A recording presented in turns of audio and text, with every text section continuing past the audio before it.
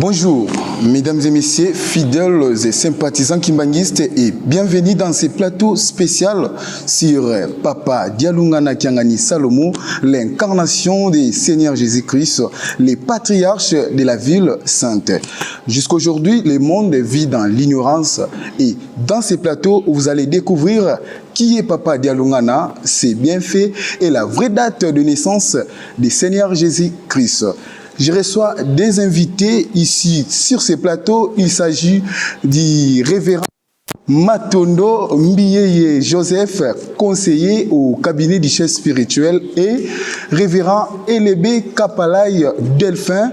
Il est pasteur conseiller national résident ici en Kamba. C'est avec eux que nous allons vous approfondir la connaissance sur Papa Dialoungana Kiangani Salomo.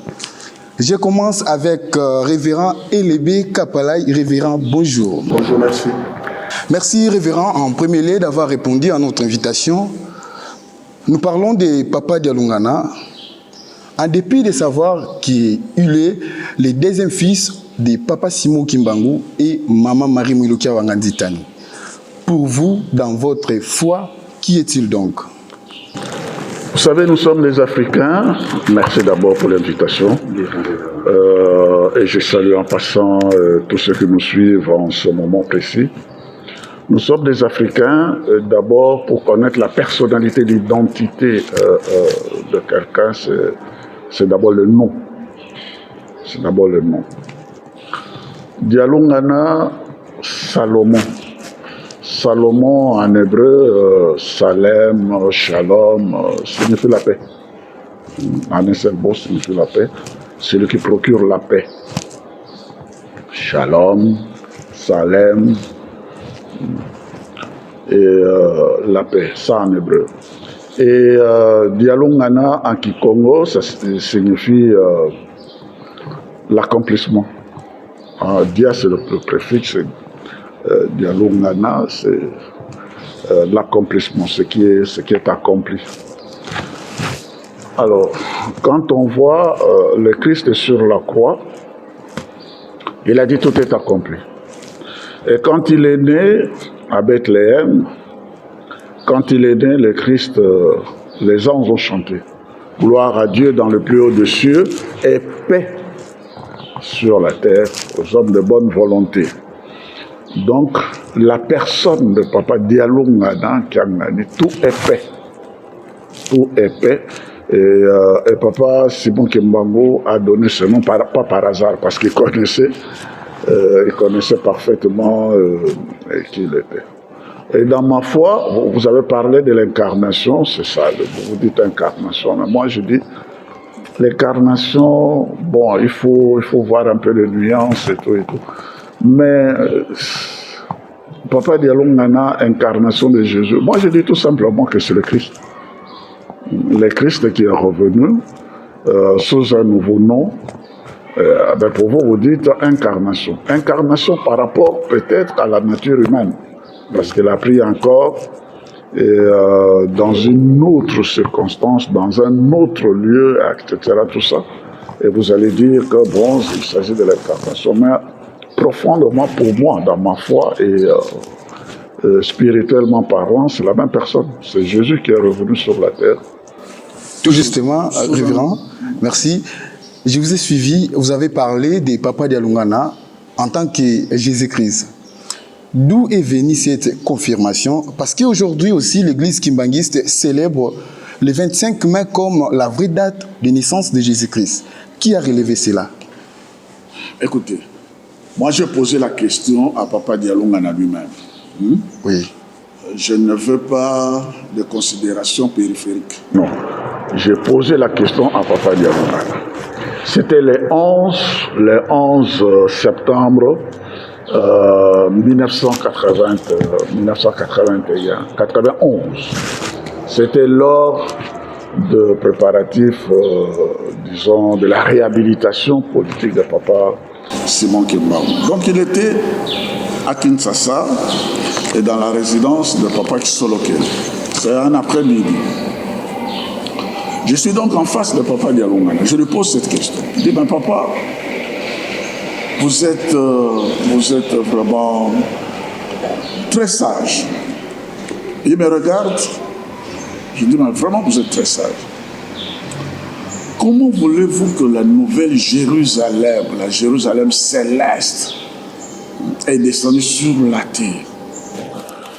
Et vous êtes le gardien, ça se trouve entre vous-mêmes, vous êtes le gardien de cette nouvelle cité, la cité céleste, nouvelle Jérusalem.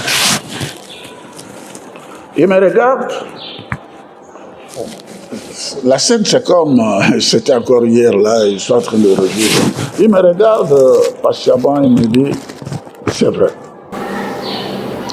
Mais il ajoute, ce n'est pas par l'intelligence humaine, ce n'est pas par la sagesse humaine, mais ça, c'est la sagesse de Dieu. Vous comprenez? Donc, par l'intelligence humaine et tout, faire des démonstrations. Mais là, pour moi, j'ai eu la confirmation nette, précise, claire, que c'est lui. Parce que Apocalypse chapitre 3, verset 12 dit exactement ceci. J'inscrirai pour le vainqueur, j'inscrirai sur lui le nom de mon Dieu, le nom de la ville de mon Dieu, la nouvelle Jérusalem qui descend d'auprès de mon Dieu. Et j'inscrirai sur lui le nom nouveau que je porte. Et lorsque je suis en présence de Papa Dialungana qui me confirme que il est le gardien de la nouvelle de la nouvelle Jérusalem, que dans toute sa gloire, dans toute sa plénitude, tout ça, c'est lui qui en est le gardien. Moi je me dis, il tient au monde. C'est lui. Donc, en dehors de sa confirmation, vous êtes un cadre ecclésiastique au sein des lèvres salvatrices de Papa Simon Kimbangu. Et qu'est-ce qui vous a fait croire probablement que Papa Dialungana, c'est bien lui, en dépit de sa confirmation, que c'est bien lui, le Fils de Dieu que le monde entier attendait? Est-ce qu'il y a aussi des versets bibliques qui parlent de ça? Pouvez-vous les citer? Il y en a plusieurs. Moi, j'ai toujours dit, et dans d'autres circonstances aussi, que la constitution dogmatique du 25 mai, Noël, ça tient, c'est du béton, c'est pas du blabla, hein, c'est pas de abracadabra, non, c'est du sérieux, c'est du sérieux. Je me rappelle avoir fait j'ai participé à un déjeuner au niveau en Allemagne, à Aachen, tout, des têtes couronnées, hein, de péché de Vatican. En principe, il devrait rencontrer Papa Simon Kimbangu, sa divinité, Papa Simon Kimbangu, en Allemagne, parce qu'il avait invité. Mais moi, je suis allé le représenter. Et là, ils ont organisé un grand déjeuner, débat, sur cette question fondamentale. Pourquoi les kimbanguistes, vous avez déplacé la date du 25 décembre au 25 mai? C'était ça la question. Tous les débats. Et là, j'étais en face des têtes couronnées des saints idiots des péchés du Vatican. Ah, c'est le sommet. Alors là, j'ai répondu. Sur le plan scientifique, en fait, la date du 25 mai, ce n'est pas une trouvaille kimbanguiste. Il y a Clément d'Alexandrie, c'est un moine catholique et tout, qui avait fait des recherches assez approfondies il a analysé le recensement d'Auguste et tout, et aussi l'étude des différents calendriers et tout ça. Il a dit, Jésus est né le 25 mai. Ce n'est pas une trouvaille qui manie sur le plan scientifique, il faut être honnête. Alors, mais on ne l'a pas suivi. Et ça, j'ai dit ça au cours de ces pays. Vous n'avez pas voulu suivre Clément d'Alexandrie, le moine catholique pourtant. Vous n'avez pas voulu le suivre. Mais vous avez préféré suivre Constantin et tout ça, et dans les dictats. Parce qu'en fait, bon, on ne va pas dans tous ces détails. vous avez fait votre convention autour de la date du 25 décembre, Sol Invictus, Dieu Mitra et tout ça. Et puis, le 25 décembre, beaucoup de gens l'ignorent, c'est pas seulement 25 décembre, Sol Invictus, Soleil invaincu, tout ça, bon, Dieu Mitra et tous ces paganismes romains, tout ça, mais non, ça remonte. Il faut faire les tours, ça a commencé par la tour de Babel ici, avec Nimérode et tout ça. Parce que Nimérode avait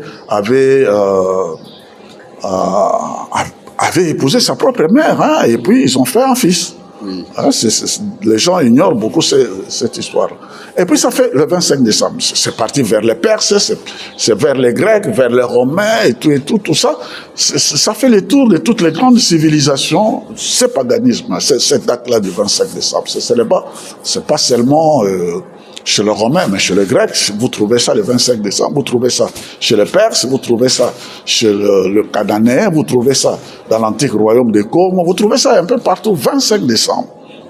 Et puis je leur ai dit, bon, vous voyez, vous n'avez pas voulu suivre qui s'est prévu d'Alexandrie. Bon, passons ça, c'est une chose. Mais deuxième chose, il y a aussi, et là, Papa Mantondo pourra me compléter, il y a aussi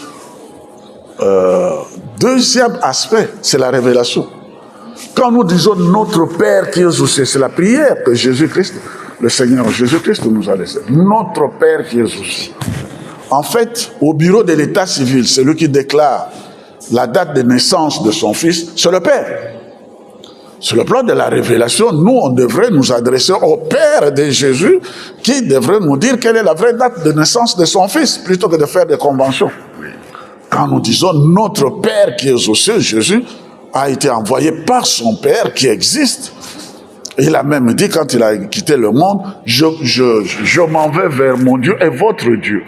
Je m'en vais vers mon Père et votre Père. Comment les fils ignorent, comment nous, on peut se passer de notre Père pour connaître la véritable date de naissance de Jésus. Donc, notre Père qui est aux cieux. Sur le plan de la révélation, nous, le culmanistes, nous savons que c'est le 25. Le 25 mai. Parce que le Père nous a donné cette date. Ok. Est-ce qu'il y a des versets?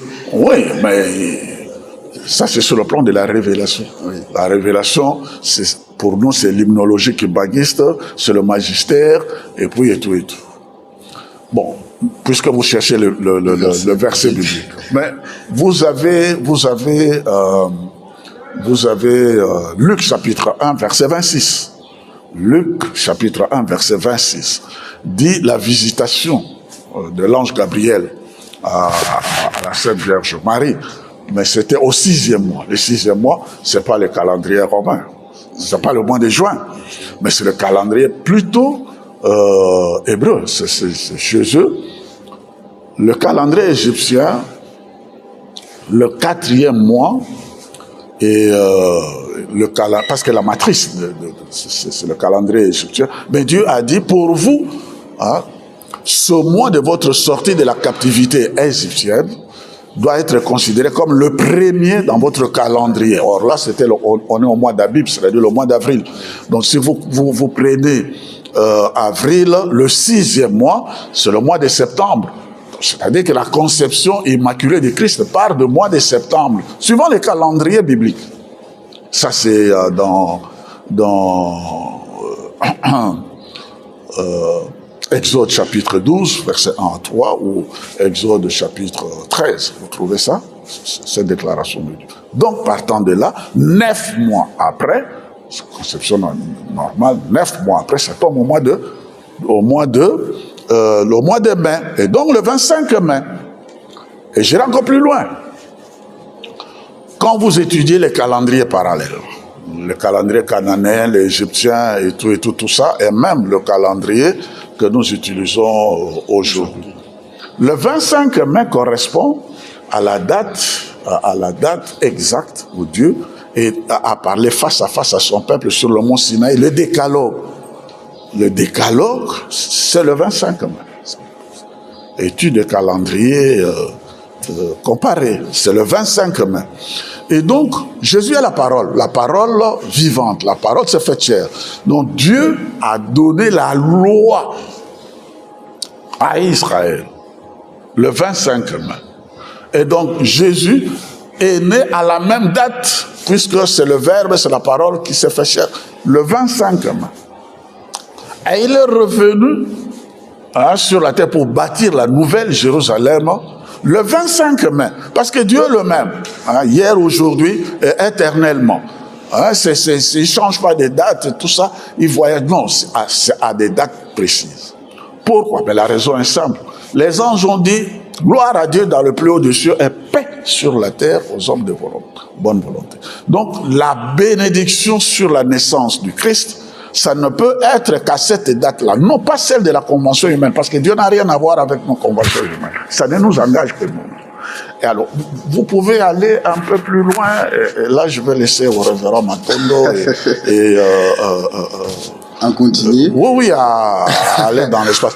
Donc, et quand j'ai étalé, je m'arrête là parce que nous sommes à deux, et j'ai étalé tout ça, les gens, vous savez la dernière conclusion, c'était quoi? Lors de ce déjeuner, c'est en Allemagne, entre l'église catholique et l'église humaniste. Et là, ils ont dit, bon, nous comprenons, vous prenez la date du 25 mai et nous restons avec la date du 25 décembre.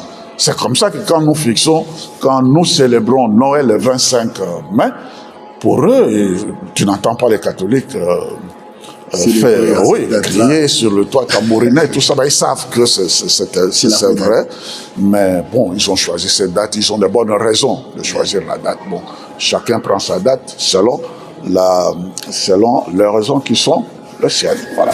Merci révérend, je vais revenir chez vous après. Je suis maintenant avec révérend Matondo Mbieye.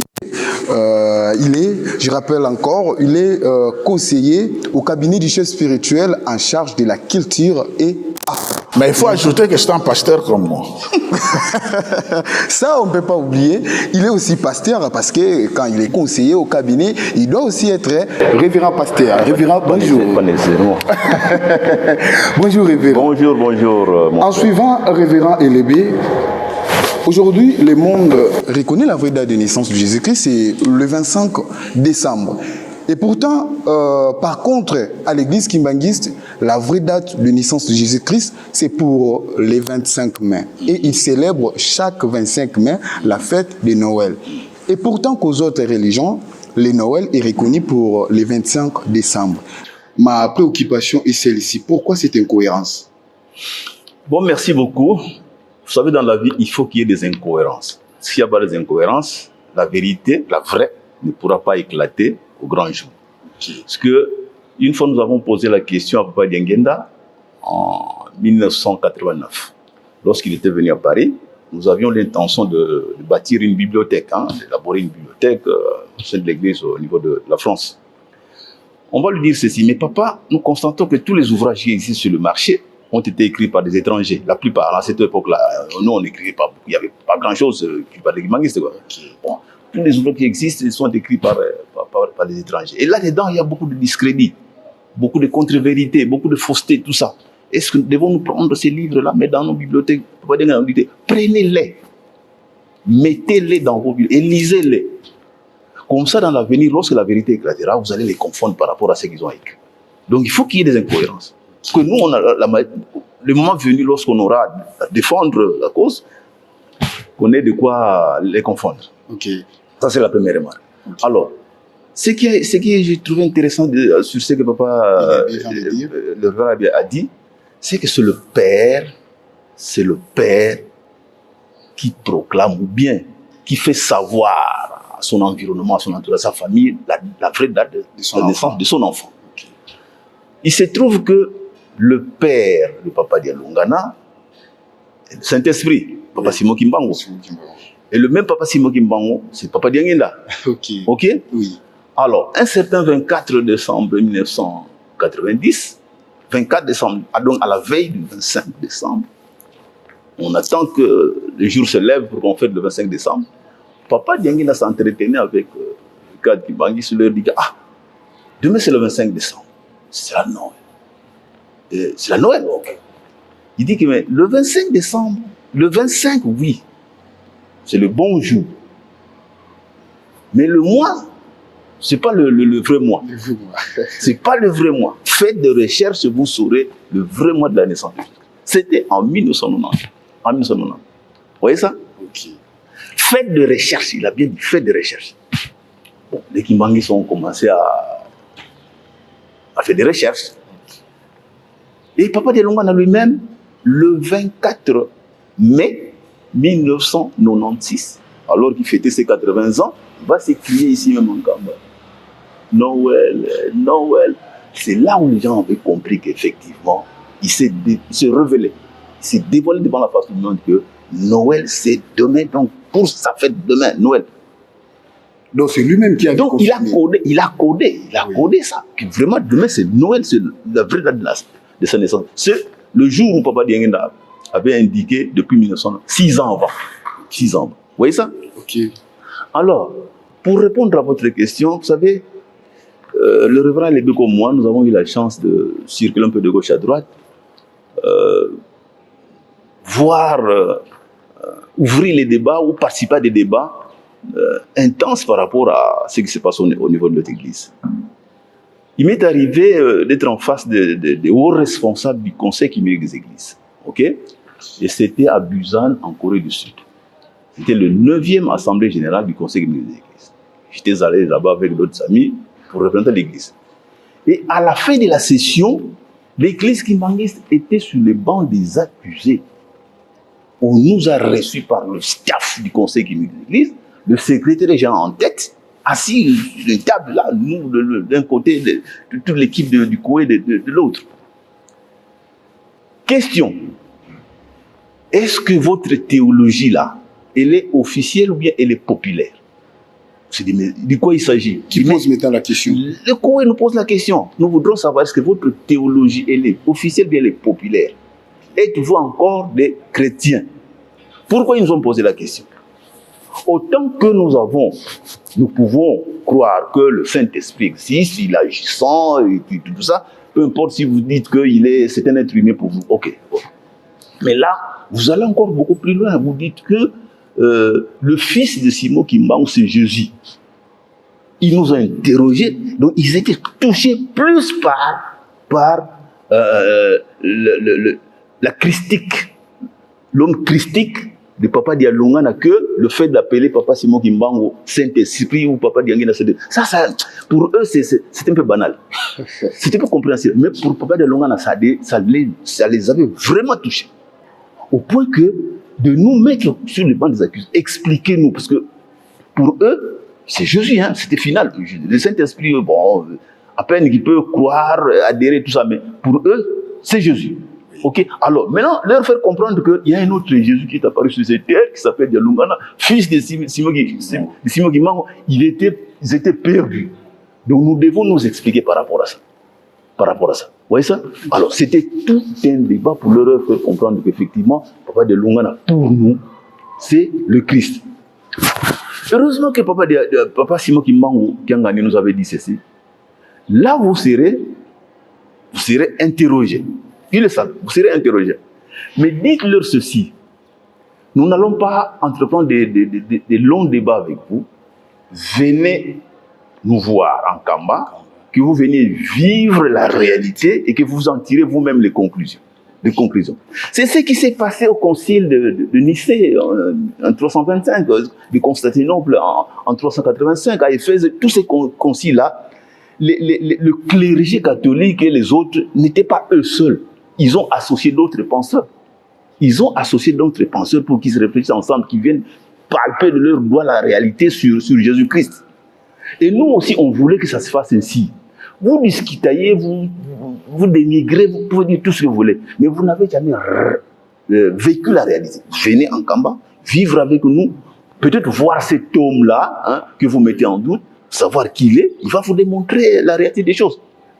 Beaucoup de gens sont venus ici, sont entrés en Kindongo, ils ont vu ce qu'ils ont vu, des Coréens, ils sont allés. Mais comme c'est le système politique, fermez vos gueules, ne révélez pas la vérité, sinon vous allez réveiller les gens endormis. Ils ne peuvent pas dire la vérité. Ils le taisent. Mais les gens courageux essaient d'aller dire dire ce qu'ils vivent ici en Cameroun. Alors, pour venir à Papa Dialoungana Yangani, vous savez, lorsque Papa Simon Kimbangu a été mis dans le train en Banzango, prêt à être acheminé vers Kinshasa, il fit appel à sa famille. N'est-ce pas? Oui. Je voudrais voir mes enfants qui viennent. Papa Kouloutou était déjà parti. Là, c'est en 1921. À 1921. Papa Kouloutou déjà relégué à Boma. Maman Mouille s'amène seulement avec ses 2 enfants. Vous voyez ça? Avec ses 2 enfants. Dites-vous, posez-vous la question, pourquoi? Pourquoi ça? Tout simplement parce que les personnes qui doivent être en action, c'était le Saint-Esprit et le Christ. Ok? Dieu avait déjà fait son travail. Il a fait marcher les enfants d'Israël, depuis les prophètes. Et puis, Papa Kouloutou avait déjà fini son travail. Il n'avait plus rien à faire. Maintenant, il devait instruire les 2. Vous voyez ça? Le patron de Jérusalem, c'est Dialoungana. Christ qui était reçu avec pompe à cette époque-là, Jérusalem, avec des rameaux et tout ça, c'était Dialoungana. Toi, tu resteras à Jérusalem d'éternité en éternité. Tu n'en sortiras pas. Puisque tu attendras toutes les nations qui viendraient prendre la loi vers vous, à Jérusalem. C'était déjà une indication. Et Dianguinda, c'est à lui que le Christ a donné le travail en tant que Saint-Esprit. Moli Moussanto akoya kozana bino libela yemta kutonga lingomba ya nkolo Yesu yudi angenda yumto kamata musala. Vous voyez le schéma. Maintenant, si nous remontons par rapport à ce que le révérend Libé avait dit hier lors de la rencontre des jeunes, un peu plus loin, en 1916, lorsque Papa Dialoungana effectivement naissait, si à Bethléem, il a été visité par les 3 mages, hein, dont on connaît les noms, Balthazar, Melchior et puis Gaspard, les 3 là. Il y avait même un Africain là-dedans. Maintenant, qui lui ont apporté des cadeaux, de la myrrhe et beaucoup d'autres choses. Mais à l'inverse, à la venue de Papa Dialoungana, c'est lui qui nous a apporté des cadeaux. C'est lui qui nous a apporté des cadeaux. C'était quoi? À Kiboula, quelque part, un village environnant ici, on tuait un éléphant comme par hasard. On tuait un éléphant. Jamais on avait vu un éléphant aussi grand dans ce contrée. Là, ici en Kamba. C'est en Kamba, Kiboula. On tuait un éléphant. Tous les villages environ ont déferlé vers l'éléphant. Ils se sont partagés la viande sans pouvoir la terminer. Sans pouvoir la terminer. Et les restes qui sont laissés sur place se sont transformés en pierre. Jusqu'aujourd'hui, ces pierres-là sont là, à Kiboula. Vous voyez ça? Papa Dialoungana, on viendra lui poser la question, mais qu'est-ce que ça signifie ça? Il dit que moi, Nana Nzambe, ayepo, ale samokili, asangsabi, nyon, sobazara, ici comme moko. Et puis il dira ceci, voyez ces cimetières-là, les cimetières qui sont pleins tout autour de nous et partout dans le monde entier. Ils sont là pour 2 choses. Kolia, na komela. C'est pourquoi il y a tant de cimetières. Moi, je vous ai apporté ce téléphone pour qu'il faut ensemble, vous savez, le sens du partage, de l'amitié, de la fraternité, de l'union, de la communauté. Que vous soyez tous unis ensemble. Or, qu'est-ce que Jésus-Christ, depuis le temps des Juifs et aujourd'hui, qui nous a apporté des fondamentales, si ce n'est ça? Aimez-vous les uns les autres, n'est-ce pas? Il n'y a pas une loi plus grande que aimer son Dieu de tout son cœur, de toute sa force, et aimer son prochain comme soi-même. Or, Papa Dialoungana était le Fumamisiko dans ce sens-là. Voilà, il faut chercher la divinité de Papa Dialoungana par rapport à sa christité, par rapport à ces éléments-là. Et lorsque d'ailleurs vous creusez plus loin dans la Bible, vous allez dans Matthieu 5, 27, c'est là où il s'est défini. Pourquoi il était venu, Jésus-Christ, depuis les Juifs? Je ne suis pas venu pour abolir la loi. Je ne suis pas venu pour l'abolir. Je suis plutôt venu pour accomplir la loi. Il n'a pas pour kokisa kolunganisa dialungana, accomplissement de la loi. Et cette loi-là, c'est laquelle? Je suis bien expliqué. 10 commandements de Moïse, moi je vous résume seulement 2. aimez-vous, aimez votre Dieu de tout votre cœur, de toute votre force, et aimez votre prochain comme vous aimez vous-même. Ça, c'est l'accomplissement. Si vous accomplissez cette loi-là, c'est fini, tout est ouvert pour vous. Donc c'est là qu'on place vraiment la christité de Papa de Lungana par rapport à Jésus-Christ. Maintenant, sa venue, le révérend l'a encore dit, hein, dans Apocalypse 3, verset 12, c'est lui qui vaincra, je ferai de lui une colonne dans la maison de mon Père, il n'en sortira plus, n'en pourra plus. Et il sera dans la nouvelle Jérusalem qui portera un nouveau nom, avec le nouveau nom de mon Dieu. Maintenant, est-ce que le monde a cherché à savoir quel est ce nouveau nom de ce Jésus-Christ-là? C'est là le problème. Nous avons fait des efforts, nous avons trouvé. C'est pourquoi Papa Diangena disait toujours, si vous avez un autre argumentaire par rapport à ce que nous qui manquons, nous savons, montrez-le nous. Et c'est ce que nous avons dit au Conseil des Églises. Nous avons trouvé que Papa Dialungana, c'est lui. Nous avons trouvé que Papa Simon Kimbangu, c'est lui le Saint-Esprit. Bon, écoutez, nous sommes dans un monde de démocratie, de partage, vous pouvez contester, mais apportez-nous notre argumentaire. Peut-être que nous allons adhérer au vote, mais jusqu'à présent, vous n'apportez pas une contradiction par rapport à ce que nous savons. Donc, laissez-nous croire à ce que nous croyons jusqu'aujourd'hui. Vous voyez ça? Oui. Donc, voilà à peu près pour compléter les assertions du révérend LB. Merci, révérend. Allons encore plus loin. Pendant la période de persécution et d'arrestation des kimbanguistes, il a suivi une formation biblique chez les protestants. Et une fois sa formation terminée, il a fallu qu'il soit baptisé. Papa Dialungana, parce que nous parlons de Papa Dialungana. Mais pourquoi il n'a pas été baptisé dans l'eau auprès des protestants?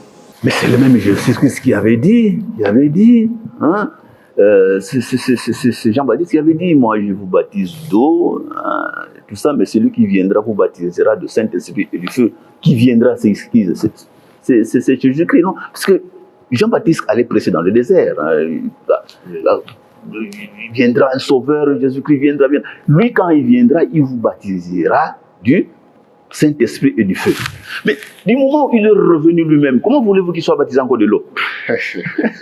Il va montrer l'exemple. Il s'est fait baptiser par le baptême du Saint-Esprit. Papa Diangenda, papa sur lequel eux ont été baptisés en tant que chez les catholiques à cette époque-là, hein, ils étaient baptisés. Bon, en étant devenus kimbanguistes, ils ont subi le baptême qui manque, ça c'est vrai. Mais il n'y a que Papa Dialungana qui n'a pas connu le baptême de l'eau.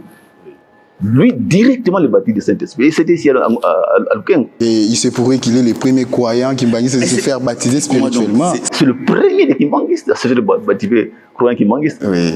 Spirituellement, selon les rites kimbanguistes. Selon les rites kimbanguistes. Ça c'est vrai. Voilà. Merci, révérend. Je rentre maintenant au révérend LB. Lorsque Papa Dialungana est venu à la tête de son église, parce que l'église kimbanguiste, c'est une église de Jésus-Christ par son envoyé spécial, Papa Simon Kimbangu, le Saint-Esprit Papa Simon Kimbangu. Lorsque Papa Dialungana est venu à la tête de son église, qu'est-ce qu'il a pu faire pour bâtir la terre sacrée d'Inkamba? Il faut dire que les statuts de l'église kimbanguiste ont été signés par Papa Dialungana. C'est ça, beaucoup de gens ne le savent pas. C'est Papa Dialungana qui a signé les statuts, les premiers statuts de l'église kimbanguiste. Et c'est sur base de sa signature, posée sur ces statuts, que le gouvernement colonial belge nous a accordé l'autorisation du libre culte. C'est très important. Donc, les statuts du 24 décembre 1959, tant ici qu'à Brazzaville et tout ça, porte la signature de Papa Dialungana Kiangani. Donc il a aussi contribué à la lutte pour l'obtention. Oui, contribué.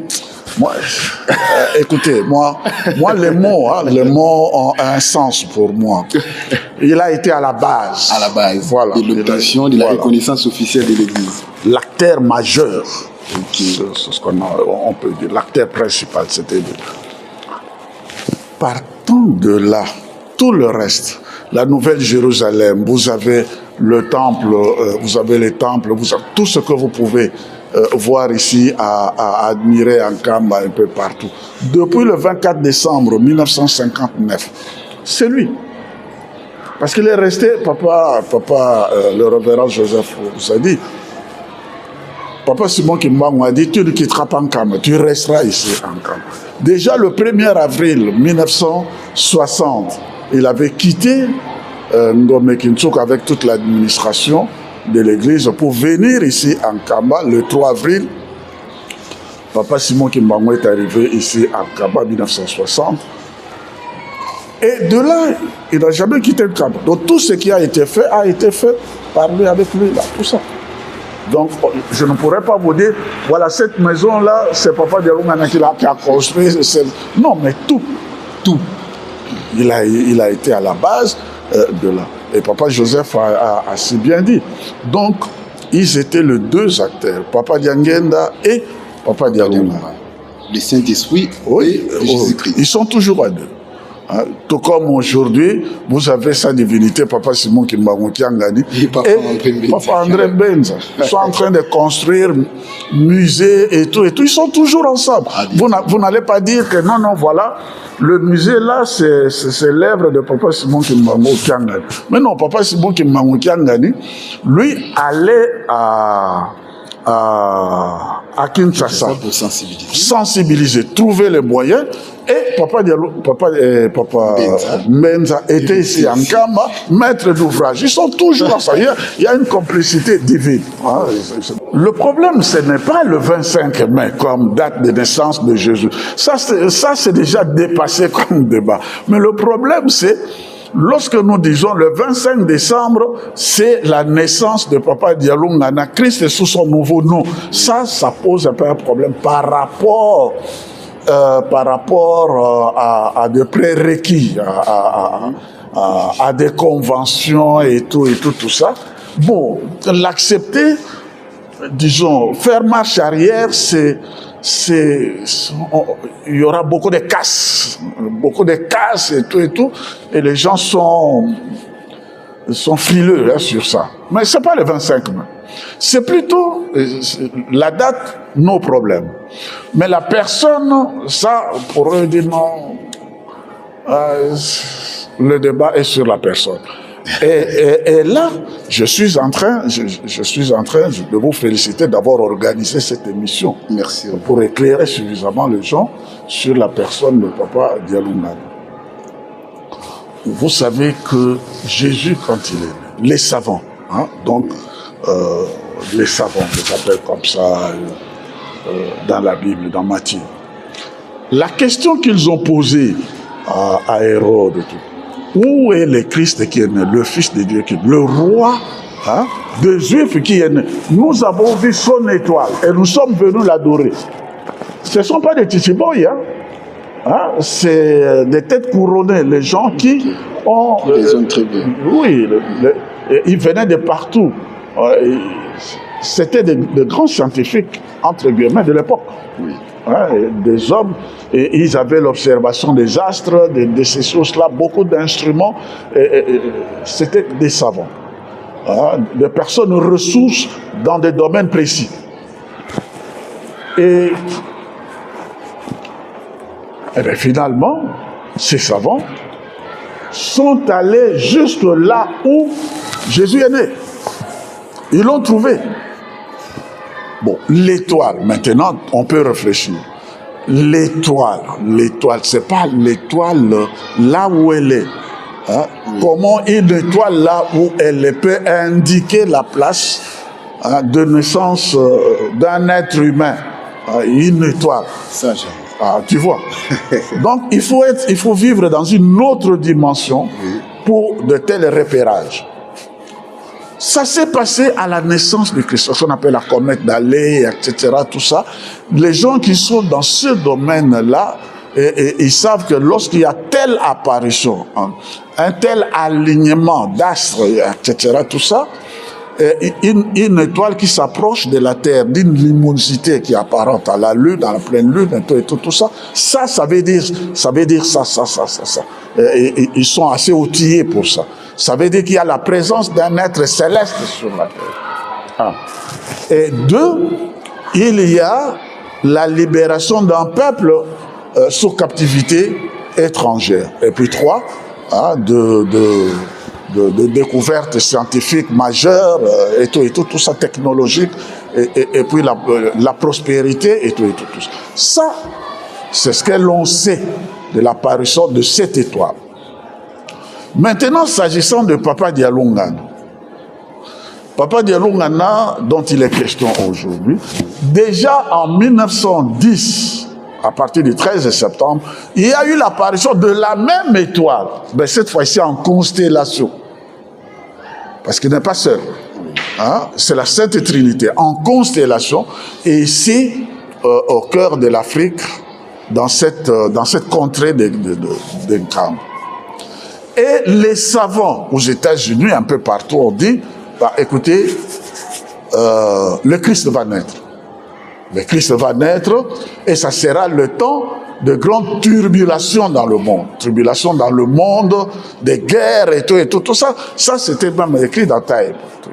Ce qui fera que, en 1914, il y a eu la Première Guerre mondiale. Et Papa Kisolokel est né en 1914. Vous voyez? Donc, c'est en ce moment-là. Sur le plan cosmique, sur le plan scientifique, tout ça, l'on sait que tel événement était attendu. Et tout le monde le sait. Donc, Papa Dialungana est venu. Le problème, c'est que les gens ont un peu de la constipation pour dire oui, mais c'est lui, mais c'est cela. Non, la dimension pleinement spirituelle, hein, pleinement divine, hein, est pleinement humaine. Et Christ est parmi nous, il est venu. Il est parmi nous et il continue son ministère. Pleinement homme et pleinement divin. Merci Révérend. Nous avançons petit à petit à la fin. Je suis maintenant avec Révérend Matounou. Révérend, en suivant ce que Révérend Élevé a dit, Papa Dialungana, c'est le patriarche de la ville sainte à Kikoum Fumambanza. Qu'est-ce qu'il a pu faire pour bâtir la ville sacrée d'Nkamba? C'est ça la question vraiment. Quels sont les grands bâtiments qu'il a fait construire ici en Nkamba? Construire Nkamba, il ne faut pas seulement en voir en termes de construction matérielle. Okay. Tu vois, okay. Bâtir Nkamba, c'est d'abord une œuvre spirituelle. Vous voyez ça? Si on peut revenir un peu en arrière, Nimrod voulut défier l'Éternel, n'est-ce pas? Oui. Et ça s'est passé en Banzako, n'est-ce pas? Oui. Le Babel ancien. Le Babel ancien. C'était un Babel de la désobéissance. Un Babel une cité de la désobéissance. Ils ont voulu défier l'Éternel. Alors que l'Éternel leur avait dit de se multiplier, d'aller partout dans le monde entier, répandre sa parole. Eux, puisque se sont trouvés en communauté linguistique commune, se sont dit, pas question, nous allons nous établir ici, et puis nous allons construire une grande tour jusqu'au firmament pour aller voir où Dieu même habite.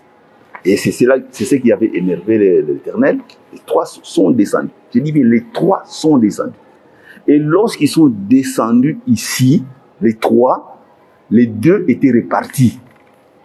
Les deux étaient répartis, c'est-à-dire que Dieu le Père et Dieu le Saint-Esprit étaient répartis. Le Christ était resté.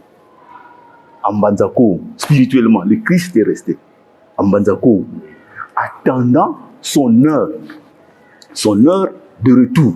Si bien que lorsqu'il était né, Papa Dialungana, lorsqu'il naissait ici en 1916, en 1917, le 13 mai, à Fatima, au Portugal, ceux-là même qui avaient colonisé l'Angola, ils en ont vécu. Ils en ont vécu. 3 jeunes pastoraux, on vous a cité les noms hier, Jean-Sainte, François Marteau et Lucie. Les 3 jeunes pastoraux qui paissaient leurs troupeaux ont vu la Vierge noire leur apparaître. Première fois, et il leur a demandé tous les 13 du mois qui viennent jusqu'à cette fois. Donc de mai jusqu'au mois d'octobre, cette fois. L'avant-dernière apparition, il leur confiera les secrets, les 3 grands secrets. Dont le dernier secret a été scellé dans une enveloppe envoyée à la papauté jusqu'à Rome. que Dieu est noir, il est au nord de l'Angola. Le nord de l'Angola, c'est bien ici. Jésus-Christ est au nord de l'Angola. Mais quand est-ce que c'est Jésus-Christ est allé de l'Angola? Mais c'est depuis ce temps-là, quand les dieux sont descendus sur terre, chasser Nimrod, et Jésus-Christ s'y est installé. Il naquit, premièrement, avec maman Kimpavitya. Il a été brûlé vif sur les dos de sa mère. Et comme c'était prévu dans leur divinité, que tout doit revenir à la source, là où l'homme a été créé, ici en Kamba. La maison de Dieu, la demeure de Dieu. Donc, ça devait quitter l'Angola pour venir ici. Donc, Papa Dialungana a été brûlé vif sur les dos de sa mère pour revenir ici, en Kamba. Bon, quand j'ai dit Papa Dialungana, les gens vont encore dire, ah mais c'était, on a parlé de Papa Simon de maman qui avait dit le sauveur, il a parlé de sauveur Jésus. Maman qui n'avait même pas parlé de Saint-Esprit. On invoquait le nom qui manque étant sauveur. Vous entendez bien? Le nom qui manque étant sauveur. Mais à Fatima, on a dit que Jésus-Christ est né au nord de l'Angola. Maintenant, Jésus-Christ, qui naquit au nord de l'Angola, a été transféré pour venir renaître ici, en République démocratique du Congo, ici en Kamba. Papa Kulutu en 1914, Papa Mfumambanza en 1916. Pourquoi maintenant, à la naissance de Papa Dialungana, il y a eu l'apogée de la guerre? C'est-à-dire que la guerre s'est tellement intensifiée au point que le monde ne se retrouvait plus. Au point que une partie du monde, ils ont proclamé la négation du Christ, notamment en URSS, dans les pays communistes. Ils ont établi le bolchevisme. C'est-à-dire que ne parlez même pas du nom du Christ. Pourquoi cela? Pourquoi cela? Juste après la naissance de Papa Dialungana, le monde a crié la négation du nom du Christ, puisqu'il savait que cet être-là est descendu. Cet être-là est descendu quelque part. Maintenant, il fallait rechercher où est-ce. Alors que déjà depuis 1910, la comète d'Halley avait déjà indiqué que le lieu d'apparition de cet être-là serait en Afrique. Si vous lisez le livre de Papa Samuel Diakanoa, c'est derrière moi qui avait traduit le livre. Là-dedans, Papa Simon qui m'a expliqué à son entourage comment les choses se sont opérées. Comment les choses se sont opérées dans le milieu missionnaire, protestant et catholique. À Tumba, à Kimpese, ils ont fait des cérémonies occultes entre guillemets pour savoir, parce que les missionnaires étaient venus ici en Afrique, non pas pour venir évangéliser, pour chercher cet être-là où il allait apparaître. Pour qu'on fasse de lui ce que Hérode voulait faire du Christ aussi. S'ils avaient identifié la naissance de Papa Dialungana, Papa qui soloquait ces êtres-là, ils allaient les aiguiller. Ils allaient monter un plantel que Hérode avait monté. C'est pourquoi ils étaient venus ici. Et Papa Simon Ivan explique à ses disciples, voilà ce qui se passe à Tumba, voilà ce qui se passe à Lukala, voilà ce qui se passe à Kimpese. Les missionnaires se sont réunis avec des trucs occultes, cherchant dans l'occultisme les lieux exacts de l'apparition de cet être-là. Ils avaient des bâtons magiques qui faisaient lever, ça se couchait, ça dormait, ainsi de suite. Quand ça se levait, ça indiquait les lieux exacts. Ils ont commencé par chercher à travers le monde, l'Europe, l'Amérique, l'Asie, et tout. Nulle part. Ils ont indiqué l'Afrique. L'Afrique, ils ont cherché dans tous les coins, 4 coins de l'Afrique. Ils n'ont trouvé nulle part. Jusqu'en Afrique centrale. En Afrique centrale, ils ont cherché, paf, Congo. Congo, ils ont cherché, paf, vers le Congo central. Là, maintenant, ils étaient perdus. C'est pourquoi immédiatement, ils sont venus ici au Congo central installer des missions. Les plus grandes missions missionnaires catholiques et protestantes, c'était dans le Congo central autour de lui. Partout, c'était plein, Tumba, Kimvula, dans les Mayumbo, partout, c'était plein de missions catholiques et protestantes. C'était uniquement pour ça. Au point qu'ils ont même préparé des religieuses prêtes à accueillir cet enfant-là. Ils ont apporté des jeunes filles religieuses vierges ici, tout ça, pour que la Vierge Marie vienne encore faire cet exploit ici au Congo. Tout ça, ils avaient préparé ça. Donc, ils ont fait des amulettes, des gris-gris, de leur façon pour que le lieu de naissance de cet état soit indiqué. C'était Papa Dialunga. Papa Dialunga. Parce que c'est lui qui avait promis, qui avait parlé de son retour. Et le monde cherchait, est-ce qu'il viendra dans quel coin du monde? On ne trouvait pas. Ils n'ont jamais trouvé jusqu'à présent. Et nous qui manguistes, nous avons eu ce privilège-là de les connaître, de les voir. Et que, étant le fils de son père, Papa Dialunga, le fils de son père qui est le Saint-Esprit, la Bible le montre, hein, il est né de la vertu du Saint-Esprit. Il est né de la vertu du Saint-Esprit. C'est le fils de Papa Simogima. Donc, lui, il envoie le Saint-Esprit sur terre pour bâtir son église. Le temps venu, le Saint-Esprit lui confiera son église pour la bâtir, quoi. C'est ainsi que le Saint-Esprit dans le corps de Papa Diangena étant parti, et c'est Papa Dialunga qui est resté attendre la phase finale. C'est-à-dire que leur Père de Dieu qui naviguait au-dessus des eaux, le Saint-Esprit, si vous lisez les Genèses, n'est-ce pas? L'Esprit mouvait au-dessus des eaux, c'est celui-là, le Saint-Esprit, Simo Kimbango Kiangani, qui est revenu, point final. Il vient clore tout.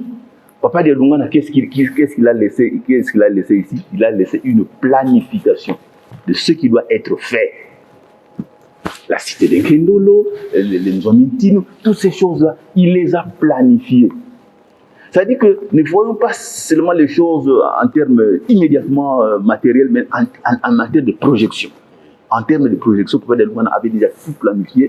C'est ainsi qu'il avait dit à son fils que Naïnaki, Yotika, tel que ça a été dit hier lors de l'encontre des jeunes. Oui, je pourrais ajouter en terminant. Papa Dialunga a installé tous les symboles de la royauté. Parce que c'est lui qui a dit, le royaume de Dieu vous sera enlevé et sera donné à un autre peuple qui en rendra le fruit. Okay. Et donc, vous ne pouvez pas parler d'un royaume sans roi. Hein? Oui. Et quand il est venu ici, qu'est-ce que Papa Dialunga a fait? C'est ça la question. Nous vous donnons, Joseph Bois, le révérend Joseph Bois, nous vous donnons un panorama général pour vous permettre de bien saisir tous les contours. Mais en résumé, c'est tous les symboles de la royauté. En Israël, il y avait quoi? Il y avait les temples. Oui. Hein? Il y avait le temple qui est le lieu saint. Il y avait le temple. Et Papa Dialunga a bâti le temple. Vous voyez, c'est le premier symbole. Deuxièmement, il y avait l'eau bénite d'Enkam. Nous avons l'eau bénite d'Enkamba. Et 3, il y avait la canne sacrée. Hein, qui était en Israël, le sanctuaire était constitué, le lieu très saint, il y avait la canne sacrée la canne d'Aaron, le bâton fleuri d'Aaron. Il y avait ça, et puis la manne, et puis le détable de la loi. Et ça constituait le lieu très saint.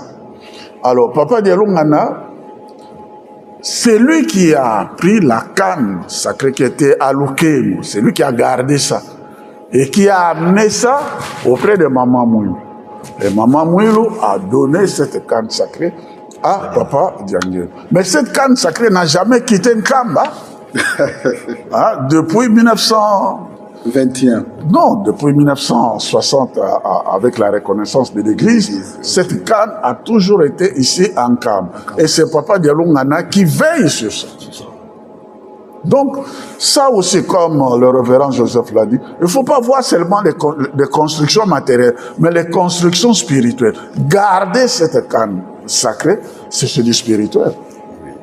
Vous avez aussi le sanctuaire. Mais tous ceux, quand nous quittions Kinshasa pour venir ici en Cap, qui nous faisait entrer dans les sanctuaires, c'est Papa Dialunga. Vous voyez? Et aussi la maison de roi, Nzomintine. Donc tous ces symboles de la royauté qui étaient en Israël, Papa Dialunga les a transférés ici et il les a bâtis. Et c'est lui qui en est jusqu'à aujourd'hui les gardiens. Le reste, les fondamentaux sont là. Hein? Et avant de quitter, il a dit quoi? Il dit, baptisé là. Donc la Nouvelle Jérusalem s'étendra à 2200 km selon en largeur, 2200 km en longueur selon les dimensions bibliques. Ça s'étendra, mais les fondamentaux, hein, le temple, le lieu très saint, le parvis, le bâton sacré, la canne sacrée, la maison de roi, la piscine sacrée, Mayasima, et tout ça, et sa présence en Jérusalem. Merci révérend. Merci révérend. Nous sommes presque à la fin. Je suis avec révérend Matondo. Peut-être un dernier conseil que vous pouvez adresser au monde et surtout à ceux qui ignorent que Papa Dialoungana, c'est bien lui le fils de Dieu que le monde entier attendait. C'est-à-dire que lorsqu'il y a une émanation, il y a un avènement d'une si grande importance comme l'avènement du Saint-Esprit, l'avènement de Dieu sur la terre des hommes, il faut que les hommes que nous sommes puissions accourir à ces endroits-là pour aller palper ne serait-ce que la vérité. C'est ce que l'homme blanc fait. L'homme blanc, il applique le doute méthodique, hein, prôné par René Descartes. Oui. C'est-à-dire que tout ce qui existe et moi j'en doute. Mais pour que j'en sois convaincu, il faut que j'aille palper du doigt. Bon, Saint Thomas l'a fait à sa façon aussi. Bon, si c'était un être humain, bon, ouais, pourquoi pas. Bon, mais du moment où il a compris la vérité sur ce que la résurrection de Jésus, écoutez, venez toucher mes stigmates pour que c'est moi. Ah, c'est là, il était convaincu que Jésus-Christ est ressuscité. Mais en tant qu'homme, on peut douter. On ne refuse pas que les gens doutent. Même au sein de l'Église qui manquent, beaucoup ne sont pas encore réellement convaincus. Ils se questionnent fondamentalement, ils se questionnent tout le temps. C'est vrai que quand vous réalisez de telles émissions, ça permet aux Kimbanguistes que nous sommes, c'est de dialoguer, de trouver un argumentaire valable pour pouvoir expliquer aux autres ceux qui doutent. Mais le véritable argument, c'est que soi-même, qu'on vienne sur le terrain, palper du doigt la réalité kimbanguiste. Connaître qui est réellement Papa Simon Kimbangu Kiangani. Connaître qui étaient nos papas. Connaître Papa Simon Kimbangu, le Saint-Esprit. Pourquoi nous l'appelons le Saint-Esprit? Pourquoi Papa Dialoungana nous l'appelons le Christ? Tu vois? Donc, vivre, entendre et vivre l'action, c'est deux choses différentes. Beaucoup de gens entendent, mais ne comprennent pas. En ce moment-là, quand vous venez, vous vivez ce que nous sommes en train de vivre, ça sera le parfait de démarche qu'il faut y entreprendre. Merci révérend. Je vous remercie infiniment d'avoir répondu à notre invitation. Nous sommes presque à la fin. Mesdames et messieurs, nous sommes à la fin de ce plateau spécial. Merci pour votre réelle attention. Merci de nous avoir suivis et nous remercions l'équipe technique.